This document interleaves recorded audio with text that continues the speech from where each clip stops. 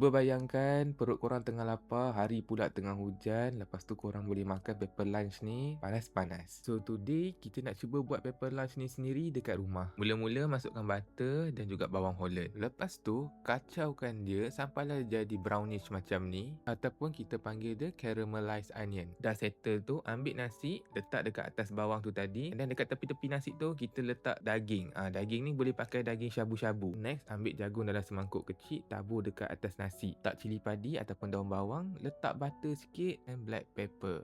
Tapi belum habis lagi, korang cincang bawang putih halus-halus. Lepas tu letak soy sauce dalam 3 sudu, sos tiram dalam 2 sudu, 1 sudu kecil madu dengan black pepper dan sedikit air. Yang ini untuk dia punya macam kuah lah sos nak masak dengan paper lunch tu nanti.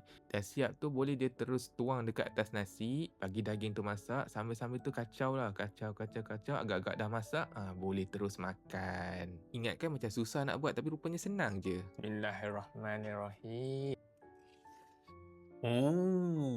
Rasa. Wah, ya Allah.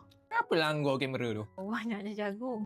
Banyaknya daging. Nasi tak ada pun. Buat sendiri kalau kat kedai. Nagih dengan nipis je. Rugi. Buat sendiri je. Sedap. Sedap lagi.